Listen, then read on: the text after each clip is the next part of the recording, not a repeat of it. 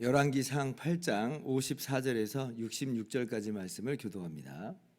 솔로몬이 무릎을 꿇고 손을 펴서 하늘을 향하여 이 기도와 간구로 여호와께 아뢰기를 마치고 여호와의 제단 앞에서 일어나 서서 큰 소리로 이스라엘의 온 회중을 위하여 축복하며 이르되, 여호와를 찬송할지로다. 그가 말씀하신 대로 그의 백성 이스라엘에게 태평을 주셨으니 그 종 모세를 통하여 물은 말씀하신 그 모든 좋은 약속이 하나도 이루어지지 아니함이 없도다.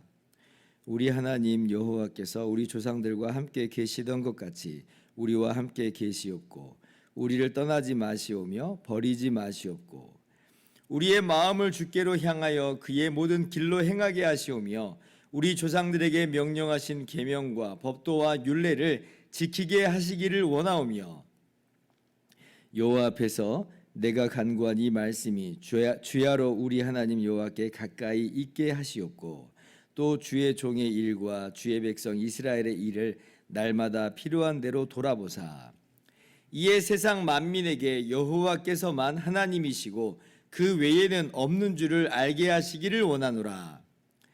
그런즉 너희의 마음을 우리 하나님 여호와께 온전히 바쳐 완전하게 하여 오늘과 같이 그의 법도를 행하며 그의 계명을 지킬지어다.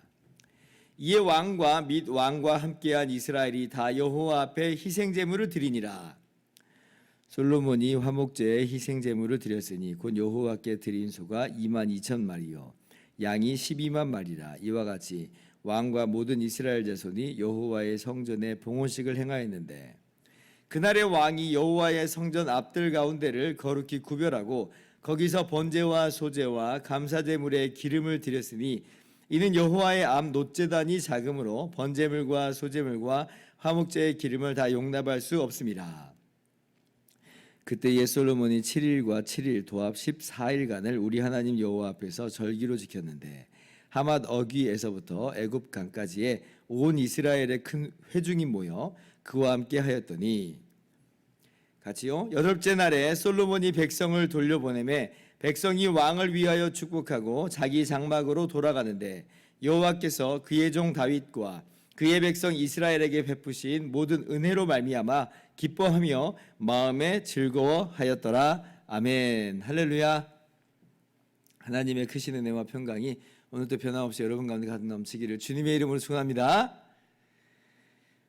성경 주석이나 관련 서적을 읽다 보면 이런 내용도 있었구나라고 저는 전혀 몰랐는데 세상 깨닫게 되는 그러한 내용들이 있습니다. 오늘 본문 말씀도 그래요. 54절 보면 솔로몬이 무릎을 꿇고 손을 펴서 하늘을 향하여 이 기도와 간구로 여호와께 아뢰기를 마치고 이제 그러잖아요. 솔로몬이 어떻게 기도해요? 무릎을 꿇고 기도한 거예요. 무릎을. 그런데 앞선 22절을 보면 솔로몬이 이스라엘의 온 회중과 마주 서서 하늘을 향하여 손을 펴고 그래요. 그러니까 처음에는 어땠다는 거예요? 처음에는 서 있었다는 겁니다. 그런데 이제 기도를 마쳤을 때는 지금 솔로몬이 무릎을 꿇고 있잖아요. 그러니까 이게 무슨 얘기냐면 어느 순간 무릎을 꿇은 겁니다. 어쩌면 이제 처음에 기도를 시작할 때부터 섰다가 그냥 바로 무릎을 꿇었을 수 있고 아니면 이제 기도 중간에 무릎을 꿇었을 수도 있고 뭐 어떤 쪽이 뭐 이렇게 맞는지는 잘 모르겠습니다만은 그런데 이제 잘 몰랐던 거거든요. 근데 이제 주석에서 이런 내용을 캐치를 해 주더라고요. 그러면서 이제 이야기하기를 솔로몬의 기도가 얼마나 간절했으면 이러한 자세의 변화가 있었겠느냐 이제 이렇게 주석을 썼습니다. 무릎을 꿇었다라고 하는 건 우리가 알다시피 겸손의 의미가 있고 복종의 의미가 담겨 있죠. 그러니까 솔로몬이 지금 성전을 봉헌하고 기도할 때에 이런저런 경우에서 우리가 성전을 향해서 기도할 때 하나님 들으시고 용서하여 주시옵소서 또 회복시켜 주시옵소서 이렇게 지금 기도를 한 것인데 근데 이제 그게 어떤 내용이라는 거예요? 이게 무슨 당당함, 무슨 내가 이 성전을 지었기 때문에 청구서를 딱 들이밀면서 하나님께서 그래서 들어주셔야 됩니다라고 하는 어떤 그런 당당함은 아닌 거죠. 성전을 향해서 기도하는 이 모든 기도를 들어달라고 할 때에 어디까지나 그것은 하나님의 은혜이고 하나님의 자비이다. 그래서 하나님의 은혜를 구하는 기도요, 자비를 구하는 기도라 우리가 그렇게 알 수가 있는 겁니다. 그리고 이제 이 솔로몬이 일어나서 이스라엘을 축복하고 권면하는 것이 오늘 이어지는 본문 말씀입니다. 먼저 솔로몬은 이스라엘에게 하나님께서는 정말 찬양받으시기 합당하신 분임을 그렇게 상기시키죠. 뭐 하나님께서 창조자이시니까 이거 너무나 당연한 이야기지만 특별히 그런데 오늘 이제 하나님께서 찬양받으시기 합당한 이유를 이야기할 때는 무엇을 말하냐면 하나님께서는 말씀하신 대로 약속하신 대로 다 이루셨다는 거예요. 그래서 하나님은 찬양받으시기 합당하다. 56절 같이 읽어봅시다. 시작. 여호와를 찬송할지로다. 그가 말씀하신 대로 그의 백성 이스라엘에게 태평을 주셨으니 그 종 모세를 통하여 무릇 말씀하신 그 모든 좋은 약속이 하나도 이루어지지 아니함이 없도다. 하나님께서 말씀하신 대로 다 이루셨다는 거예요. 어떤 내용을 이루셨어요? 하나님께서 아브라함에게 약속하셨죠. 이 땅을 내가 너 자손에게 주겠다. 네 자손을 하늘의 별같이 많게 해주겠다라고 말씀하셨어요. 근데 정말 그 말씀대로 하맛 어귀에서부터 애굽의 지경에 이르기까지 그 땅을 정말 문자 그대로 하나님께서 이스라엘에게 기업으로 주셨잖아요. 그리고 지금 솔로몬 시대에 또 이 백성들이 얼마나 많아졌는지 바다 모래와도 같이 많아졌다. 이제 그렇게 이야기하신 것을 보면 아브라함에게 하신 약속 분명히 이루신 게 맞구나. 또 그리고 하나님께서 모세에게 약속하셨죠. 어떤 약속을 하셨냐면 하나님께서 한 곳을 택하여서 그곳에 성전을 짓도록, 그곳이 바로 이제 이스라엘 백성들이 하나님께 제사를 드릴 수 있는 그런 곳으로 약속을 하신 게 있어요. 신명기 12장 10절을 보면 이런 내용이 있습니다. 한번 들어보세요. 여호와께서 너희에게 너희 주위의 모든 대적을 이기게 하시고 너희에게 안식을 주사 너희를 평안히 거주하게 하실 때에 너희는 너희 하나님 여호와께서 그의 이름을 두시려고 택하신 그곳으로 내가 명령하는 것을 모두 가지고 갈지니. 500년 전에 이스라엘이 출애굽하고 난 다음에 그때 하나님께서 모세를 통해서 주신 말씀입니다. 어떤 말씀을 주셨냐면 안식을 주실 것이다. 그래서 평안히 거주하게 하실 것이다 라고 말씀하셨어요. 그리고 하나님께서 하나님의 이름을 두시려고 택하신 한 곳을 주실 것이다 이렇게 말씀하셨어요. 그러니까 그 전까지는 우리가 성막에 지금 이스라엘 백성이 성막의 언약궤를 모시고 성막이 이스라엘 중에 있다고 그랬잖아요. 성막은 어디까지나 고정된 곳이 아니고 고정된 장소가 아니라 이리저리 움직이는 이동식 천막 형태다. 텐트라 그랬어요. 그런데 언젠가 하나님께서 어떤 일을 하실 거라는 거예요.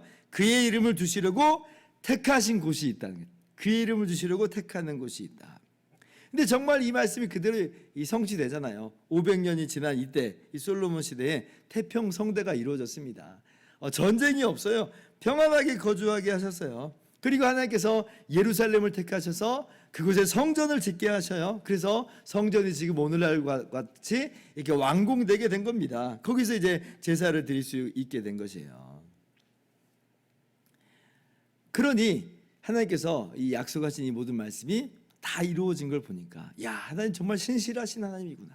하나님 정말 약속을 지키신 하나님이구나. 정말 하나님은 찬양받으시기 합당합니다 라고 하는 것이 바로 지금 솔로몬이 이스라엘 백성들에게 이야기하는 내용입니다. 그러면 이제 이스라엘 백성들이 어떻게 살아가는 것이 마땅한가 권면을 하는데 지금 이스라엘 백성들에게 뭐라고 권면하겠어요? 하나님은 너희들에게 신실하시니 하나님은 너희에게 말씀을 다 이루어 주신 분이시니 너희도 우리도 하나님께 신실한 백성이 되어서 하나님의 말씀을 준행하자. 이것이 이제 이스라엘 백성을 향한 권면입니다. 61절 말씀 같이 읽어볼까요? 시작. 그런즉 너희의 마음을 우리 하나님 여호와께 온전히 바쳐 완전하게 하여 오늘과 같이 그의 법도를 행하며 그의 계명을 지킬지어다. 온전히 오늘과 같이 그의 법도를 행하며 그의 계명을 지킬지어다. 지금 성전을 지었습니다. 봉헌식을 하고 있어요. 분명 이 성전을 짓는 게 하이라이트라고 우리가 분명히 할 수 있겠지만, 그러나 우리가 알 것은 뭐냐면 하이라이트이지만 이게 피날레는 아니에요. 이제 다 끝났다 이게 아닙니다. 오히려 성전을 짓는 것으로 이제 본격적으로 하나님의 임재인 성전과 동행하는 삶을 시작하는 것이다 라고 할 수가 있어요. 새로운 지평이 열린 거죠. 다 끝나고 이제는 종결돼 버린 게 아니라 오히려 성전이 지어지는 것으로 새로운 지평이 열렸다. 그도 그렇게 지어만 놓고 그들의 삶이 성전과 동행하는 삶이 아니라고 한다면 이게 무슨 의미가 있겠어요? 마치 건물 지어놓고 다 끝났다. 건물 지어놓고 다 끝난 게 아니잖아요. 건물을 지어놨다라고 하는 것은 그것을 가지고 뭔가를 하겠다는 거잖아요. 이제부터가 더 중요한 거예요. 그래서 성전과 동행하는 삶을 살아야 된다. 그러면 성전과 동행한 삶의 그 핵심이 뭐냐? 물론 성전의 기능이 거기서 이제 제사를 드리는 것이 이 기본 기능입니다만은, 그런데 정말 이 성전의 기본 기능은 뭐냐면 하나님을 사랑함으로 하나님과 동행하는 삶이에요. 하나님이 성전 가운데 임재하여 주신 거잖아요. 이스라엘과 함께하여 주신 거잖아요. 그러면 이스라엘도 하나님과 함께하는 삶을 살아가는 게 마땅한데, 그것은 다름 아니라 하나님 말씀을 지키는 것, 순종하는 겁니다. 제사 기본적인 기능이라고 그랬어요. 그런데 순종이 제사보다 낫고 듣는 것이 순양의 기름보다 나으니, 우리가 이 말씀 너무나 잘 알고 있죠. 하나님의 말씀을 순종하면서 준행하며 지키는 삶이 하나님께서 기뻐하시고 원하시는 하나님과 동행하는 삶의 모습이라는 거예요. 요한일서 5장 3절은 이렇게 말씀합니다. 하나님을 사랑하는 것은 이것이니 우리가 그의 계명들을 지키는 것이라. 하나님을 사랑하는 게 뭐냐? 하나님을 사랑하는 사람은 하나님의 말씀에 귀를 기울이죠. 하나님의 말씀을 지키기를 즐거워하는 거예요. 우리 연인 사이도 마찬가지잖아요. 연인의 말을 듣기를 기뻐하고 연인이 원하는 것을 해주기를 기뻐하는 게 그게 사랑하는 사람의 자연스러운 모습인 거죠. 하나님의 말씀, 십계명으로 요약된 하나님의 말씀, 하나님 사랑과 이웃 사랑으로 요약되는 하나님의 말씀, 우리가 하나님을 사랑하기 때문에 그러한 하나님의 말씀을 준행하면서 나아가는 것입니다. 이것이 바로 하나님께서 오늘 우리들에게 원하시고 또 요구하시는 모습이다. 이것이 하나님과 동행하는 바른 자세라고 하는 거예요. 이것이 바로 성전과 동행하는 삶입니다. 이것이 바로 성전이신 그리스도와 동행하는 삶이요, 그리스도 안에서 함께 성전된 우리 교회의 마땅한 삶의 모습이다라고 하는 것입니다. 그래서 오늘 우리가 그렇게 다짐할 수 있기를 바랍니다. 물론 이게 우리의 힘으로 되는 건 아니죠.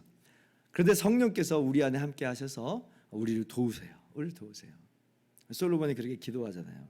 우리가 하나님의 그 말씀대로 행하게 하시기를 원한다. 58절. 기도하면서 성령의 도우심을 구하며 실제로 성령께서 우리를 도와주시니까 그렇게 우리가 더욱더 하나님의 말씀을 기쁘게 순종하고 준행하는 우리의 모든 삶이 되기를 바랍니다. 그리고 이제 솔로몬이 봉헌식을 하고 절기를 지키는데 그 제사 규모가 어마어마하죠. 이 63절 보니까 이 소가 22,000마리고 양이 12만 마리라. 그러니까 14일간의 이 절기 동안에 그 모인 모든 무리들을 다 먹인 거예요. 아마 매일매일 10만에서 20만 정도 사람을 먹인 것처럼 다 보입니다. 그러니까 솔로몬의 부와 재물이, 재산이 얼마나 큰지 우리가 잘 알고 있는데, 이 성전 봉헌의 시간이 잔치가 됐어요. 기쁨의 시간이 된 거예요. 우리가 하나님 말씀을 지키면서 나아가는 거는요, 이런 기쁨이 우리 가운데 기쁨으로 가는 겁니다. 기쁨으로 우리를 구원하신 우리 주님의 십자가 은혜를 바라보면서 그 기쁨과 그 감격 속에서 임마누엘로서 하나님이 우리와 함께 하심을 즐거워하면서, 그렇게 우리가 오늘도 기쁨으로 하나님 말씀을 준행함으로 하나님과 동행하는 그런 멋진 삶을 사시기를 주님의 이름으로 축원합니다. 기도하겠습니다.